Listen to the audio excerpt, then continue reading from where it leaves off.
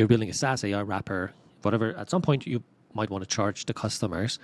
And instead of the mental gymnastics of wiring your app with a payment provider like Stripe and a database and webhooks and managing this trio, you can just have your user management, authentication, and billing in one place.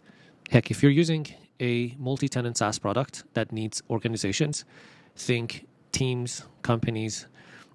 Clerk also supports that all in one place, which really makes it an attractive choice. It's not going to cost you more than Stripe, so it's the same price, but without the hassle.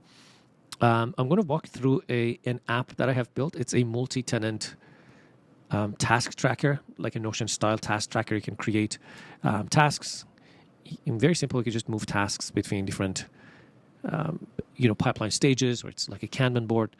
I can create different projects. This is a paid feature to be able to create different projects. Let's say I want to create another project for YouTube.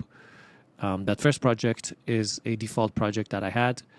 But this second one, now my tasks are organized in projects. So I can have here, record the video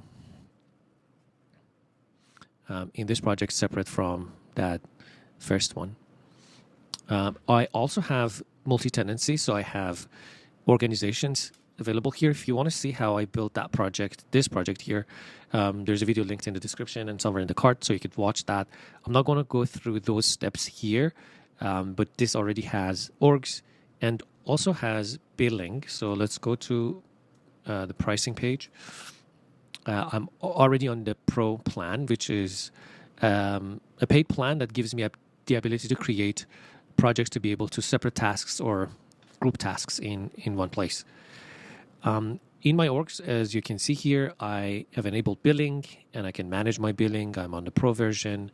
I can switch plans, add my payment methods and whatnot. So let me just go to the configure page here, and under the billing, if I go to the settings, you have some high-level settings. Again, the video that I linked in the description goes through these options and details in more detail, so watch that. But when you're defining subscription plans, you can define them at the organization level or for user level. Your app can support either one or both at the same time, so users can be individual subscribers to your paid plans or organizations. I have defined them under orgs.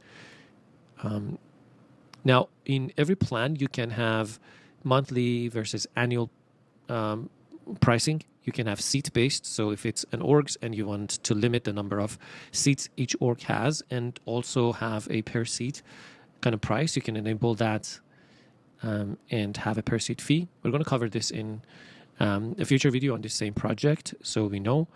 But today, I want to just talk about discounts. So we can define a discount. And here, let's say I want to create an early bird discount. I want to have a 20% discount on my monthly plans. It can be a fixed amount or a percentage. If you've done Stripe, it's very similar to that. I can decide if it is for a fixed number of months. So let's say for the first 3 months or forever. And also a discount for the annual price. So let's say I only want to apply that to the first year.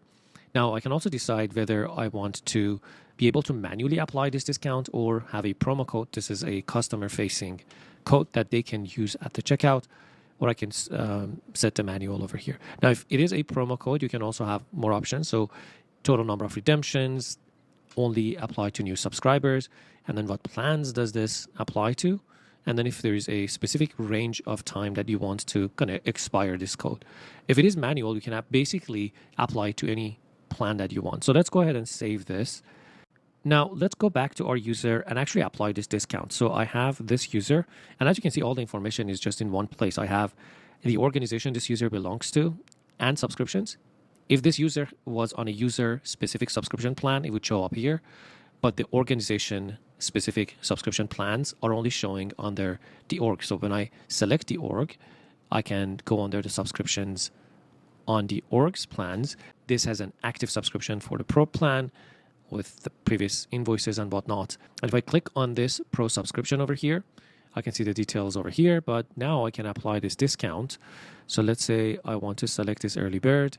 This is going to be 20% off for the first 3 months, and I can apply this discount.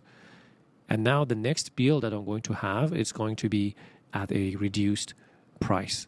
Now let's go back to the application. I want to refresh this and see if this is reflected anywhere inside of my orgs over here. So billing, so that's the pro plan, manage. Well, it isn't showing. Oh, it is showing actually here. It's not telling me about the specific coupon or discount that I got, but it is showing me that the next payment amount is $37.60, which takes the discount into consideration. So that's discounts and coupon codes in short.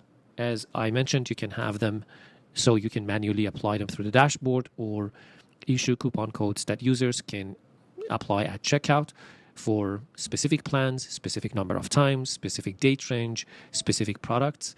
We're going to build on top of this application by adding more and more of these clerk billing features.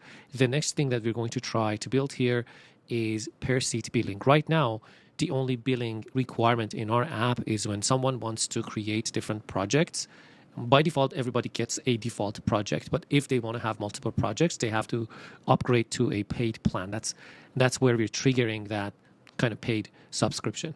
The next version of this is, all right, now you have created a team, you have an org, so you have multiple projects, sure, but now let's invite other people to collaborate with you in this project. So what if you are a multi-member team, which ties into the organization feature?